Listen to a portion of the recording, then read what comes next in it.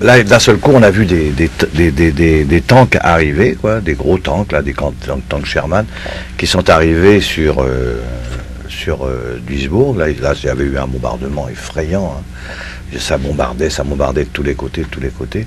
Et puis nous, on était réfugiés dans ce bunker, là, avec il y avait 3-4 étrangers qui étaient aussi certainement des prisonniers, etc. Puis j'avais 3 Français avec moi qui étaient là.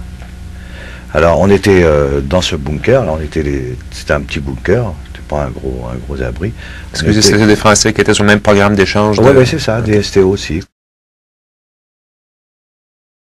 On avait été ce jour-là pris, et là les bateaux, tout ça, ne circulaient plus parce que l'avance alliée commençait à arriver vraiment là. Malgré tout, la propagande disait qu'ils gagnaient, hein, mais on voyait bien que c'était pas vrai, que là maintenant ça commençait.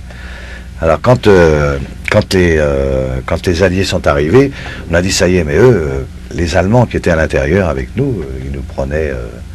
ils voulaient absolument nous garder, qu'on s'en aille pas, qu'on reste avec eux pour leur servir de garant, quoi, parce qu'ils nous soignaient comme des cacs en pâte, vous savez.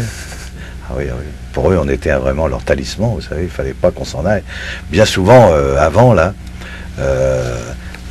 dans le village où on était, là, ils nous demandaient de ne pas partir, de rester avec eux, etc. Alors, et on est resté effectivement avec eux.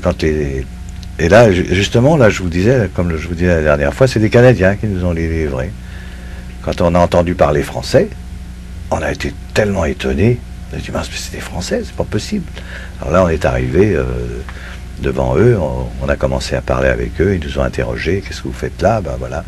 Parce qu'ils ne savaient pas qu'est-ce que c'était le service travail obligatoire, etc. Eux, ils arrivaient directement d'Angleterre, hein, ils ne pouvaient pas savoir.